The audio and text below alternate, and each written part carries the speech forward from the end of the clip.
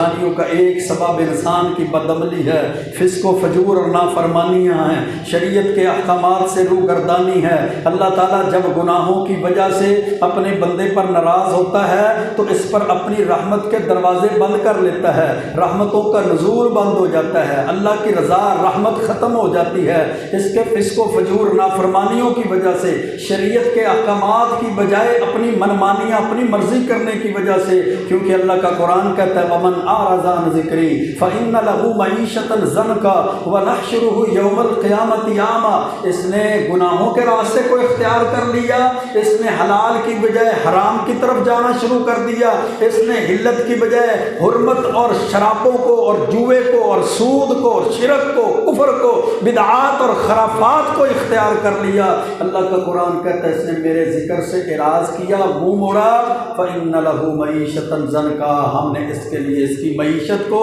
اس کے رزق کو، اس کی اکانومی کو، اس کی روزی روٹی کو اس کے لیے تنگ کر دی۔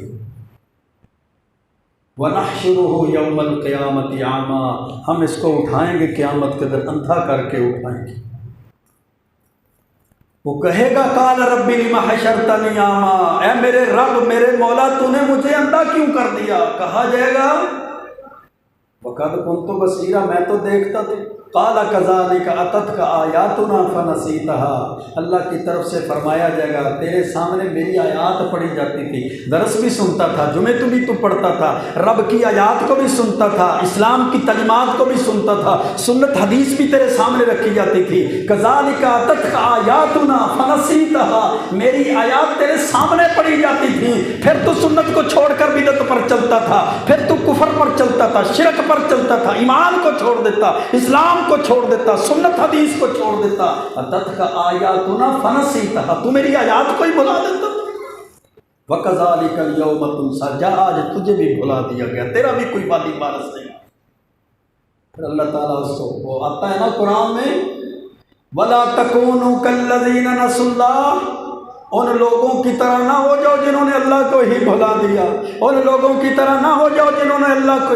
ذرا سی خوشی ہے، ذرا سی، کتنی خوشی جی میرے بیٹے کی شادی ہے، کنجر بن جاتا ہے، میری بیٹی کی شادی ہے، کنجری بن جاتی ہے، بیٹیاں بھی ناچتی ہیں، باپ بھی ناچتا ہے، ماں بھی ناچتی ہے، یہ ذرا سی خوشی ملی، سود کا راستہ اختیار کر لیا، ذرا سا مال آیا، میں جی رشوت کے بغیر کام کرتا ہی نہیں ہوں، ذرا سی خوشی آئی جی بابا جی کے در پر جا کر دیگیں چڑھاؤں گا، میں جناب وہاں جا کر بکرے ذبح کروں گا، میں وہاں جا کر جناب فلاں کروں گا، شرک کو اس نے اختیار کر دیا۔ اللہ کا قرآن کیا کہتا ہے وَلَا تَكُونُوا كَالَّذِينَ نَسُوا اللَّهَ، او ان لوگوں کی طرح نہ ہو جاؤ جنہوں نے اللہ کو ہی بھلا دیا، فَأَنسَاهُمْ أَنفُسَهُمْ، انہوں نے اللہ کو بلایا، اللہ نے ان کو اپنے آپ سے ہی غافل کر دیا، ان کو اپنی ہی پرواہ نہیں رہی، ان کو اپنی ہی فکر نہیں رہی۔ یہ کہتا ہے میں بڑا سمجھدار ہوں، میں جناب بڑا پڑھا لکھا ہوں، دیکھا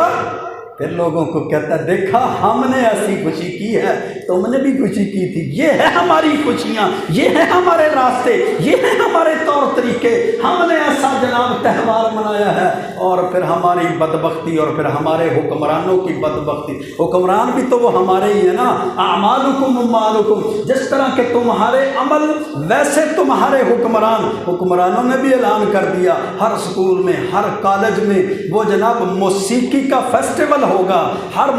سکول کالج میں بچے بھی ناچیں گے، بچیاں بھی ناچیں گی، نوجوان بھی ناچیں گے، نوجوان عورتیں بھی ناچیں گی، اور جو سب سے بہترین ناچے گا، بہترین گانا گائے گا، اس کو جناب 20,000 سے لے کر 2 لاکھ تک اس کو انعام دیا جائے گا۔ مقابلہ ہوگا، مقابلے کے نوٹیفیکیشن سارے سکولوں میں سارے کالجوں میں آ گئے، ان کو پتہ ہے جب یہ گھروں میں بھی ناچتے ہیں اسکولوں میں بھی ناچتے ہیں، ان کو بھی اس راستے پر کر دو۔ یہ بدبخت حکمران اللہ اور اس کے رسول کے نافرمانی پر چلنے والے اور اللہ کے غیظ و غضب اور ناراضگی کو دعوت دینے والے عمل کرتے ہیں۔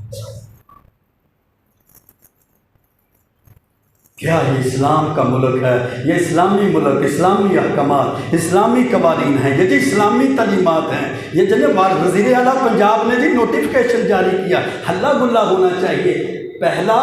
آل پنجاب موسیقی فیسٹیول، کیا بات ہے جی، ہر سکول میں ہوگا، ہر کالج میں ہوگا، ہر یونیورسٹی میں ہوگا۔ جو سب سے بچی سب سے اچھا گائے گی اس کو انعام ملے گا، جو سب سے اچھا ناچے گی اس کو انعام ملے گا، جو سب سے بڑا کنجر بنے گا اس کو پورے پنجاب کی طرف سے سب سے بڑا لاکھوں میں ایوارڈ دیا جائے گا اور لاکھوں کا اس کو انعام دیا جائے گا۔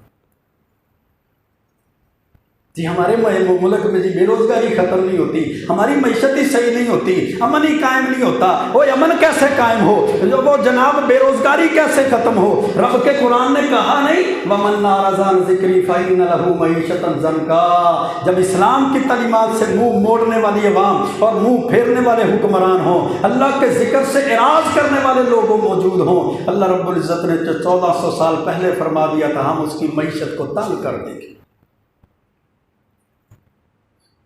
تو میرے بھائیوں، سابقہ قوموں کا تذکرہ اللہ رب العزت نے قرآن کریم کے اندر فرمایا، پھر ان کی ہلاکت کا ذکر بھی فرمایا، ان کی ہلاکت تباہی بربادی کے اسباب کو بھی بیان فرمایا کہ ان کی ہلاکت سرکشی کی وجہ سے ہوئی تھی، ان کی ہلاکت نافرمانیوں کی وجہ سے ہوئی تھی، ان کی ہلاکت انبیاء کرام علیہم الصلاۃ والسلام کی تعلیمات سے منہ موڑنے کی وجہ سے ہوئی۔